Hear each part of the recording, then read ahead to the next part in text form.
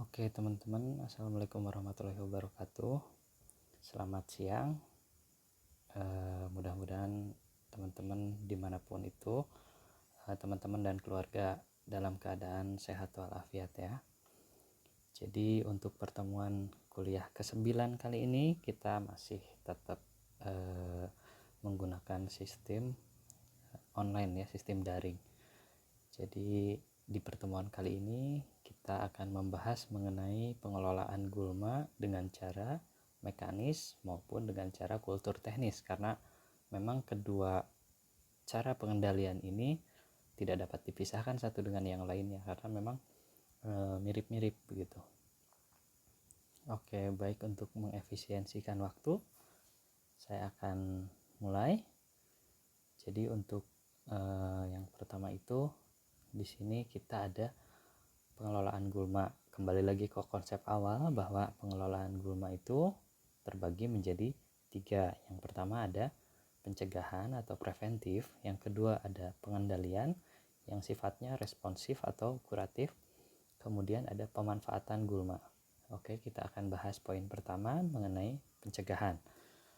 Untuk pencegahan atau preventif itu dengan cara membatasi atau meminimalisir penyebaran dan pertumbuhan gulma dengan cara mengurangi sumber inokulum gulma sebelum terjadi serangan, atau kita meminimalisir serangan dengan cara meminimalisir keberadaan sumber inokulum. Kemudian juga ada poin selanjutnya, melakukan usaha-usaha yang tidak menguntungkan bagi pertumbuhan gulma dan perkembangan gulma. Oke, untuk poin selanjutnya ada pengendalian. Pengendalian merupakan suatu kegiatan yang dilakukan setelah adanya serangan. Jadi di sini sifatnya adalah responsif atau kuratif ya. Di sini ada poin pertamanya, penggunaan teknologi dan komponen pengendalian yang sesuai. Maksudnya sesuai di sini adalah yang kompatibel dengan pengendalian lain yang diterapkan setelah terdapat serangan. Kemudian pengendalian bertujuan untuk mempertahankan populasi gulma di bawah ambang ekonomi, sehingga keberadaan gulma tidak mencapai arus luka ekonomi yang merugikan bagi tanaman yang kita usahakan, maupun tidak membahayakan pada saat periode kritis tanaman. Jadi begitu ada serangan gulma, misalkan tanamannya sedang membutuhkan nutrisi yang tinggi dari tanah atau dari media lainnya, nanti kan akan terjadi kompetisi ruang, cahaya, maupun kompetisi air dan unsur hara. Nah, di saat itulah periode kritis di mana impact atau dampak dari serangan gulma tersebut akan sangat parah. Seperti itu. Jadi kita meminimalisir terjadinya kekurangan nutrisi pada saat periode kritis tanaman yang kita budidayakan. Kemudian untuk poin selanjutnya, pemanfaatan gulma. Kemarin di perkuliahan 2 atau 3 pertemuan sebelumnya ya, kita sempat bahas bahwa ada beberapa gulma yang tidak sepenuhnya gulma itu merugikan. Jadi ada beberapa gulma yang memiliki manfaat.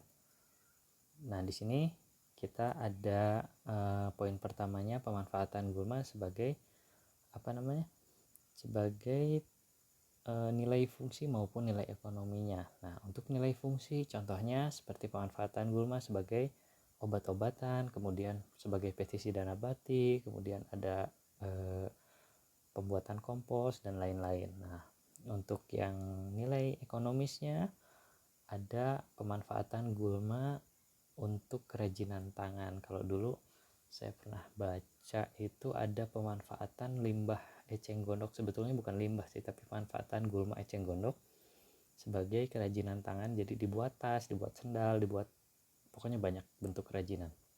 Kemudian juga saya pernah baca suatu artikel ada penggunaan gulma juga, penggunaan gulma eceng gondok itu kan seratnya kasar ya, dia jaringannya kuat, jadi dia digunakan sebagai pengganti media semai. Jadi untuk gantinya polybag kan, kalau menggunakan plastik itu dia kan degradasinya akan lama ya kalau secara alami ya. Kemudian diusahakan atau dimanfaatkanlah si eceng gondok ini supaya lebih ramah lingkungan dan proses degradasinya juga tentunya akan lebih cepat. Kemudian untuk pemanfaatan gulma yang lain ini ada pestisida nabati, contohnya Ageratum conizoides itu kan sebagai pestisida nabati itu untuk mengendalikan hama terutama ya. Kemudian juga untuk obat-obatan nih contohnya ada, kalau misalkan teman-teman pernah beli ini segar dingin, biasanya suka ditulis tuh ekstrak alang-alang. Alang-alang kan ininya Imperata cylindrica ya teman-teman ya. Imperata cylindrica itu salah satu manfaatnya mencegah sariawan dan panas dalam. Kemudian banyak lagi lah pokoknya ya. Oke, kita lanjut lagi ke slide yang selanjutnya. Nah, sekarang kita mulai berbicara mengenai pengendalian mekanis. Jadi pengendalian gulma dengan menggunakan alat-alat sederhana hingga alat-alat mekanis berat untuk merusak atau menekan pertumbuhan gulma secara fisik, di garis bawah ya, secara fisik. Jadi pengendalian mekanis itu erat kaitannya dengan fisik, pengendalian fisik. Jadi di garis bawahi kata fisiknya ya. Oke, kita ke slide berikutnya. Nah, di sini pengendalian mekanis sendiri itu dibagi menjadi 3 bagian.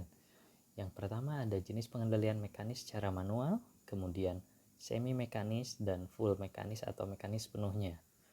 Untuk poin pertama, pengendalian mekanis secara manual itu tanpa menggunakan alat. Jadi kayak teman-teman misalkan cabut gulma tuh dengan menggunakan tangan saja gitu, tidak menggunakan alat apapun, itu termasuk ke dalam jenis pengendalian mekanis manual. Kemudian juga menggunakan alat-alat yang fungsinya sederhana seperti misalkan cangkul, arit, koret, garpu tanah, kalau nggak tahu garpu tanah lencog atunya, kemudian linggis dan lain-lain lah pokoknya. Jadi alat sederhana yang kita gunakan untuk mengendalikan gulma secara manual. Kemudian poin selanjutnya ada pengendalian semi mekanis. Jadi apa sih pengendalian semi mekanis itu? Nah, di sini pengendalian semi mekanis itu adalah sebetulnya tenaga yang digunakan adalah tenaga manusia, akan tetapi manusia tersebut menggunakan alat yang bisa membuat pekerjaannya lebih mudah. Dalam hal ini pekerjaannya adalah mengendalikan gulma. Nah, contohnya penggunaan mesin ringan seperti mower dan brush cutter. Nantilah saya tunjukkan gambarnya di poin-poin selanjutnya ya, di slide berikutnya. Nanti pasti teman-teman juga sering lihat gitu ya. Kemudian untuk poin yang ketiga ada pengendalian secara mekanis yang sepenuhnya. Jadi yang sepenuhnya itu yang seperti apa? Nah, ini seperti backgroundnya ini yang saya agak hitamkan. Ini kan ada penggunaan mesin alat berat ya. Jadi dia sistemnya itu seperti mengolah tanah gitu. Kemudian ada juga yang sistemnya memotong gulma yang timbul di atas permukaan tanah. Nanti ada banyak sekali mekanisme yang dapat dikerjakan oleh berbagai bentuk alat dari jenis pengendalian mekanis yang full gitu, yang sepenuhnya. Oke, nah ini seperti yang tadi saya jelaskan. Di sini ada pengendalian alat manual. Yang kiri itu ada arit, pastikan teman-teman udah tahu lah ya semuanya. Yang kedua itu ada cangkul. Koret juga sebetulnya mirip dengan cangkul ya, tapi ukurannya kecil. Tentunya daya yang digunakannya atau tenaga yang digunakannya juga akan lebih rendah. Kemudian yang ketiga ada garpu tanah yang di kanan ya. Oke, nah ini pengendalian secara semi mekanis. Kalau yang kiri itu disebutnya mesin mower, kemudian yang kanan itu disebutnya mesin brush cutter atau bisa disebut juga dengan weed whacker. Nah, yang populer kita gunakan, yang banyak digunakan di skala perkebunan ataupun di skala pertanian di Indonesia gitu ya, yang banyak digunakan itu yang bagian kanan. Jadi kebanyakan menggunakan brush cutter. Bahkan di Unper sendiri pun pengendalian gulmanya itu menggunakan brush cutter atau weed whacker ya. Untuk yang mower itu sebetulnya lebih banyak digunakan oleh skala-skala rumahan. Jadi sebetulnya lebih praktis ya, lebih tinggal dorong atau misalkan seperti di tempat lapangan golf gitu ya, supaya potongan rumputnya itu pasti merata gitu, karena kan tinggi potongannya itu tidak berubah sekehendak dengan manusia gitu. Jadi dia tinggal dorong, kemudian nanti bisa rata. Oke, untuk poin selanjutnya. Untuk poin selanjutnya di sini ada pengendalian menggunakan alat berat. Nah, ini salah satu foto.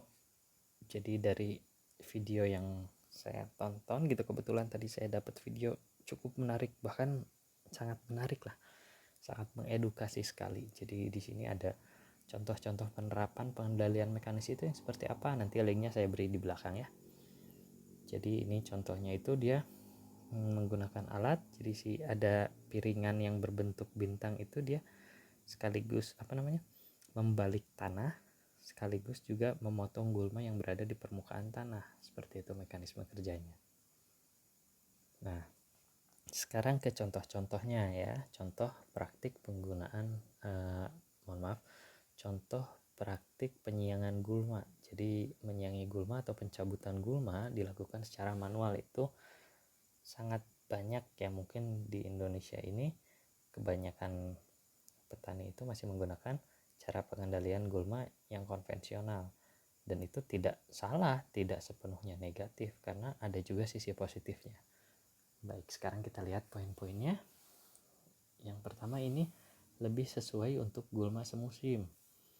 Kemudian tidak efektif dan sulit dilaksanakan terhadap gulma yang mempunyai karakteristik perbanyakan vegetatif seperti gulma yang memperbanyak diri dengan rizoma, stolon maupun umbi. Jadi misalkan kalau teman-teman tahu kan ada sempat ya waktu itu saya bahas mengenai perbanyakan gulma, biologi gulma, karakteristik yang seperti itu saya jelaskan. Jadi ada gulma yang memperbanyak secara vegetatif, biasanya gulma tahunan ya. Jadi begitu kita cabut, nanti si stolon, umbi ataupun rizoma yang tertinggal dalam tanah itu akan segera tumbuh, terutama dari golongan teki ya. Dia kan memiliki kayak sejenis umbi di dalam tanah itu bisa segera tumbuh gitu. Apalagi kalau misalkan di musim penghujan seperti sekarang ini ya. Kemudian juga poin selanjutnya di sini memerlukan tenaga manusia dan waktu yang relatif lebih banyak gitu daripada pengendalian menggunakan cara yang lain gitu ya. Di sini luas garapan yang mampu dilakukan manusia rata-rata hanya kurang dari 1 hektar per keluarga, bukan per orang. Jadi perkiraannya itu sekitar 4-5 orang mungkin ya untuk satu keluarga itu. Kemudian ini positifnya ini di sini juga pengendalian dengan cara penyiangan atau pencabutan gulma itu relatif ramah lingkungan. Jadi dia tidak menimbulkan gangguan terhadap tanaman, untuk lingkungan juga. Jadi kan kalau misalkan kita menggunakan alat berat itu kan pasti ada gas yang digunakan ya, ada polusi yang dilepaskan gitu. Kemudian juga kemungkinan untuk tidak selektif gitu. Jadi yang kena pisau ya berarti secara tidak sengaja gitu itu akan hilang, baik itu tanaman maupun gulma. Kemudian juga untuk penggunaan herbisida kan itu jelas ya kita hindari gitu ya. Di situ kan ada kemungkinan ada residu herbisida yang tertinggal dalam tanah. Dalam tanah, dalam produk hasil pertanian maupun pada perairan di sekitar lingkungan pertanaman. Jadi seperti itu ya teman-teman. Sekarang ini pembabatan menggunakan mowing atau brush cutter ya, atau yang tadi istilahnya weed whacker. Dari aspek konservasi tanah merupakan cara yang lebih baik dibandingkan dengan cara lainnya lah. Kenapa? Nah, ini di sini alasannya karena sebetulnya yang mowing atau brush cutter itu tidak mengendalikan gulma sepenuhnya. Dia hanya membabat atau mengeliminir gulma yang ada di atas tanah. Jadi kalau misalkan ada akar atau sisa stolon, rizoma dan lain sebagainya yang berada di dalam tanah itu tidak akan terkendalikan. Nah, positifnya ini, jadi dia tidak merusak agregat tanah, sehingga ini termasuk cara yang baik untuk pencegahan erosi seperti itu.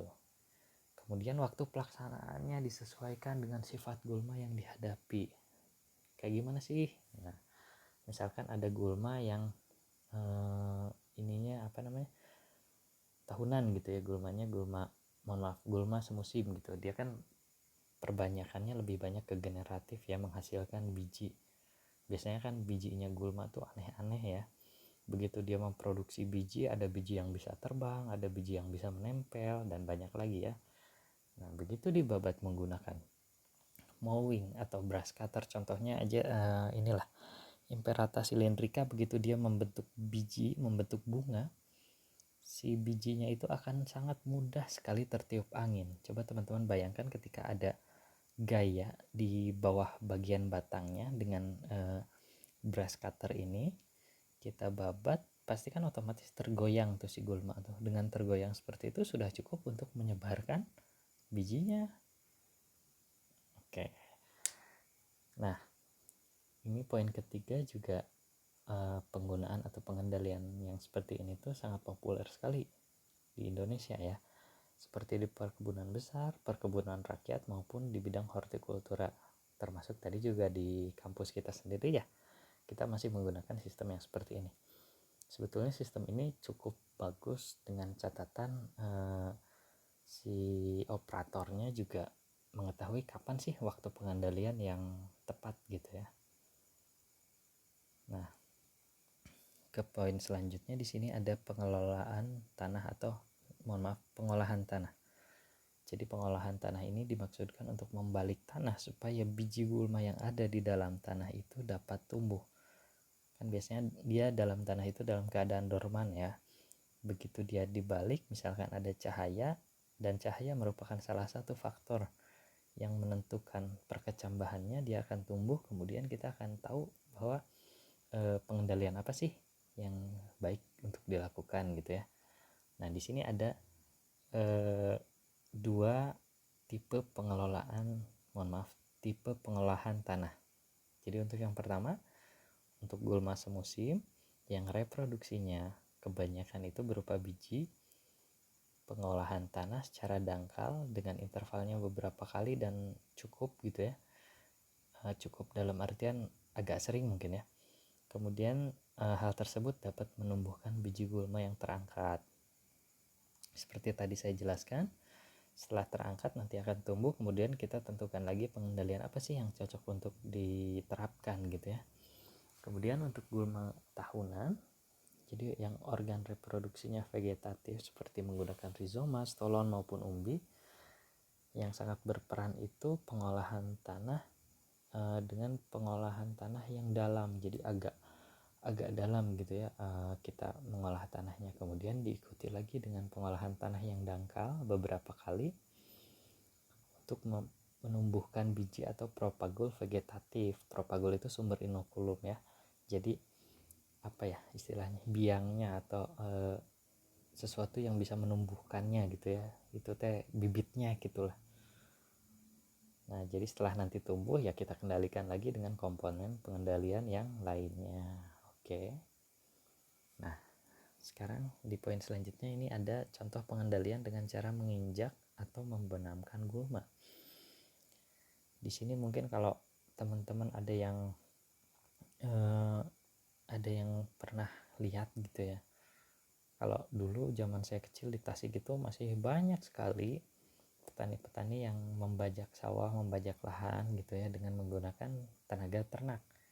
Nah, di sini kalau misalkan teman-teman ada yang tahu gitu ya. Jadi di sini fungsi si ternaknya itu selain untuk membalik tanah itu, dia membenamkan gulma-gulma yang ada di lahan yang akan kita garap seperti itu. Jadi di sini juga ada gambar atau ilustrasi yang coba saya sampaikan ya, contohnya seperti inilah kalau misalkan teman-teman belum pernah lihat gitu ya. Jadi nanti gulma yang terbenamkan itu mungkin ada yang mati, ada juga yang dapat bertahan seperti itu. Tapi intinya di sini ini adalah salah satu contoh atau bentuk usaha yang dilakukan dalam pengendalian gulma seperti itu. Oke, kita lanjut lagi.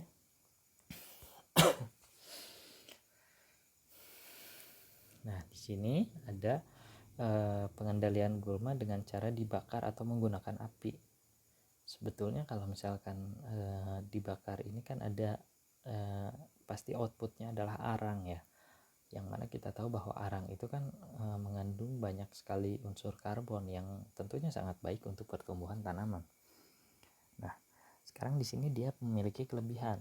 Jadi kalau misalkan banyaknya karbon di tanah itu akan sangat baik bagi tanaman, kemudian meningkatkan porositas dan infiltrasi tanah. Nah, porositas itu kan jadi tanahnya itu tidak terlalu padat, ada ruang untuk sirkulasi udara maupun ada ruang untuk kapasitas penampungan air dalam tanah. Kemudian untuk infiltrasi tanah, nah infiltrasi tanah ini kaitannya dengan konservasi. Jadi misalkan tanah yang mengandung banyak bahan organik termasuk arang, biasanya infiltrasinya lebih baik, jadi penyerapan tanah terhadap air itu lebih baik, jadi nggak langsung mengalir aja gitu kemana kan, biasanya kalau seperti itu terjadi erosi ya teman-teman. Kemudian juga peningkatan bahan organik seperti yang tadi telah saya sebutkan. Nah di sini ada mekanisme matinya gulma itu jika menggunakan metode pembakaran ini. Jadi si gulma itu dapat mati karena terbakar, itu yang pertama. Yang kedua itu akibat koagulasi protein. Nah mungkin di sini ada terjadi denaturasi protein karena protein itu kebanyakan tidak bisa bertahan di atas 45 derajat Celcius, termasuk enzim. Tahu kan teman-teman, enzim kan sesuatu yang penting ya dalam proses metabolisme di organisme apapun gitu ya. Jadi dia kan fungsinya katalisator. Begitu ada suhu yang tinggi, enzim itu biasanya rusak. Jadi nanti si metabolismenya tidak normal dan kemudian akan mati seperti itu. Nah, dengan pembakaran gulma, pengendalian menggunakan api ini tidak sepenuhnya baik. Jadi kita juga harus harus bisa menimbang gitu ya. Ada yang baik, ada yang buruk. Nah, di sini juga ada negatifnya tuh seperti apa sih? Yang pertama dan sangat jelas terasa itu yang pertama ada polusi udara. Karena kan dengan membakar itu pasti kan ada asap. Ada asap, belum lagi kalau misalkan asapnya misalkan teman-teman bakar gulma depan rumah tiba-tiba diprotes kan sama tetangga, naon sih cenah ini teh nih bau asap gitu kan ya. Piomongin deh kan. Gitulah ya. Simpelnya gitu.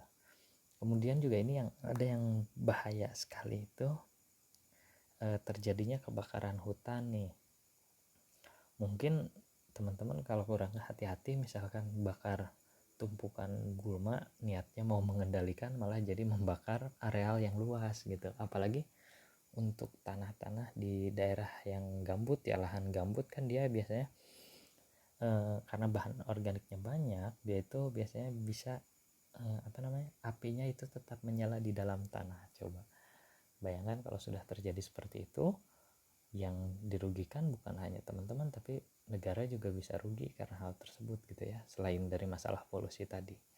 Jadi teman-teman harus pintar-pintar menentukan cara pengendalian apa yang paling efektif untuk diterapkan, efisien dari segi ekonomi, juga memiliki resiko yang minim gitu ya, resiko untuk kesehatan, lingkungan dan lain sebagainya. Oke, yang selanjutnya ada pengendalian kultur teknis. Jadi pengendalian kultur teknis tersebut adalah pengendalian yang bertujuan untuk membuat lingkungan yang menguntungkan bagi pertumbuhan tanaman yang kita budidayakan. Kemudian juga membuat lingkungan yang kurang menguntungkan bagi pertumbuhan kompetitornya. Dalam hal ini kompetitornya adalah gulma. Oke, next. Nah, jadi di sini ada poin pertama nih, ada rotasi tanaman. Nah, kenapa sih rotasi tanaman? Nah, jadi biasanya ada tanaman yang dibudidayakan itu tanaman yang memang berkompetisi dengan gulma yang itu-itu aja. Nah, misalkan kita tanam tanaman A, gulmanya pasti kebanyakan tuh di gulma A. Jadi kalau misalkan kita tetap menanam itu, lama-lama dominasi si gulma A di suatu daerah itu akan meningkat. Nanti kalau misalkan gulmanya banyak meningkat, penyebarannya cepat, tentu akan sulit sekali untuk kita melakukan pengendaliannya. Kemudian yang kedua ada pemupukan berimbang. Nah, mengapa pemupukan yang berimbang? Di sini dimaksudkan untuk kita gimana caranya memberikan asupan nutrisi yang terbaik gitu untuk tanaman yang kita usahakan. Maksudnya apa? Supaya tidak kalah dengan gulma, dia jadi mampu berkompetisi. Ketika ada kondisi tanaman budidaya itu kalah dengan dengan keberadaan gulmanya, kalah berkompetisi, maka si tanaman itu akan selamanya kalah. Terlebih lagi jika itu pada periode kritis. Jadi di pertemuan ke berapa ya? Ke-6 kalau nggak salah saya jelaskan tentang periode kritis. Kalau misalkan teman-teman udah sedikit lupa ya dibaca lagi ya. Oke, kemudian di poin ketiga ada penyiangan gulma. Di sini penyiangan gulma dimaksudkan untuk mengurangi tingkat kompetisi hara, ruang, air, dan cahaya akibat keberadaan gulma. Ini masih sama-sama ya sebetulnya poin-poinnya dari yang tadi. Oke, poin selanjutnya ada penggunaan benih bersertifikat.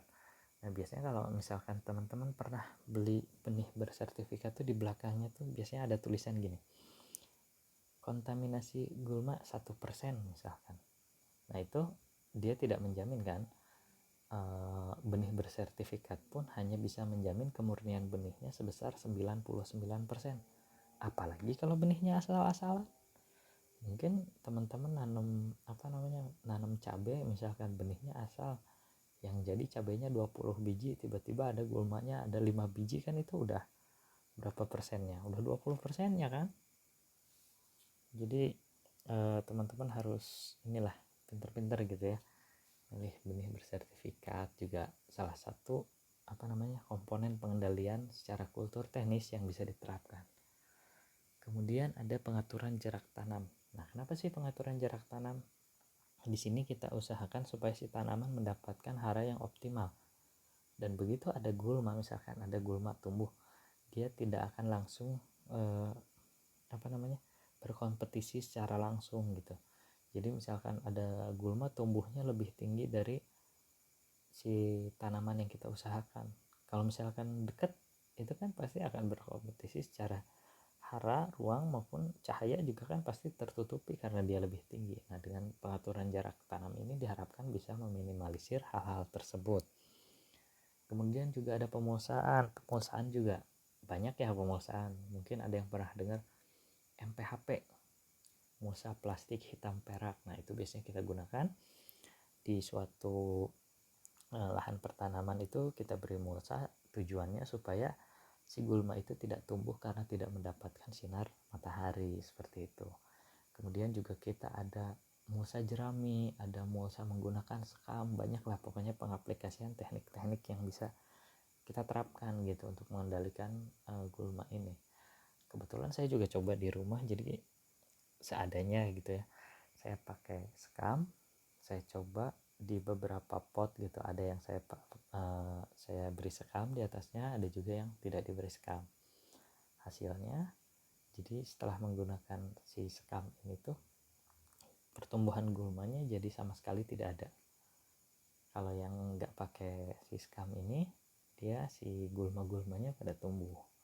Kemudian juga selain untuk untuk pengendalian gulma ini, sekam juga bisa menjaga kelembaban tanah, apalagi untuk daerah-daerah atau lahan tada hujan gitu ya, atau misalkan teman-teman budidaya sesuatu di depan rumah nih di pot gitu ya, yang nyiramnya mungkin seingat sekali gitu ya, tiba-tiba kena sinar matahari, itu kan evaporasi, atau misalkan kalau dengan tanamannya kan jadi evapotranspirasinya tinggi gitu ya begitu ada cahaya matahari dan panas itu. Nah, kita siasati minimal si air dalam tanahnya itu bisa bertahan dengan adanya pemulsaan ini. Oke. Nah, ini ada materi tambahan nih sedikit. Jadi di sini ada logonya belum saya ganti, lupa. Yang pertama ini ada diskusi. Jadi pertemuan kali ini saya tidak akan memberikan tugas karena saya juga tahulah teman-teman udah banyak ngeluh ya udah banyak ngeluh, wah kuliah online mah tugasnya banyak. Ya sama, saya juga pariksanya banyak gitu. Nah, di sini saya cuma minta teman-teman aktif berdiskusi di kolom komentar. Nanti di poin selanjutnya saya ada pertanyaan, teman-teman kalau misalkan ada punya pengalaman nih, teman-teman bisa sharing. Jadi di sini pertanyaannya, apakah teman-teman pernah menerapkan salah satu cara pengendalian gulma yang termasuk pada cara pengendalian mekanis maupun kultur teknis? Jika iya, tolong share di kolom komentar agar teman-teman yang lain bisa mendapatkan manfaat. Nah, saya juga sambil sekalian belajar nih, baca-baca misalkan, oh teman-teman punya metode apa gitu yang aneh gitu, yang saya nggak tahu gitu ya. Jadi kita sekalian sharing-sharing aja di kolom komentar ya. Nah, kemudian di sini jadi saya juga sempet browsing gitu ya. Saya cari di YouTube ada video berdurasi sekitar 20 menit, isinya tentang pengendalian gulma secara mekanik. Jadi di sini di video tersebut ada pengendalian yang manual dengan menggunakan tenaga manusia gitu ya. Ada juga yang full mekanis. Nah, kebanyakan di sini yang full mekanis gitu ya. Jadi dia menggunakan alat-alat berat, menggunakan traktor, pokoknya alat-alat canggih gitu ya, untuk skala perkebunan besar di luar negeri gitu. Ini videonya sangat menarik buat teman-teman misalkan yang gabut nih, nggak ada kerjaan gitu ya, atau sambil ngabuburit lah gitu ya. Kemudian teman-teman punya kuota yang lebih gitu ya. Nah, teman-teman bisa lihat video ini kalau menurut saya video ini sangat bagus. Jadi teman-teman, alangkah baiknya gitu jika teman-teman nonton video ini sampai selesai. Ini bagus sekali, ini banyak manfaat, banyak ilmu yang bisa dipetik dari video ini. Walaupun misalkan di Indonesia kita tidak mempraktekkan cara pengendalian seperti itu, tapi dengan kita tahu, dengan kita memahami, kita mungkin kedepannya bisa lebih menambah wawasan gitu. Jadi begitu ada pengendalian seperti ini di Indonesia, ya kita udah nggak aneh gitu, karena kita udah tahu konsepnya seperti apa, teknisnya seperti apa. Jadi kurang lebihnya seperti itu.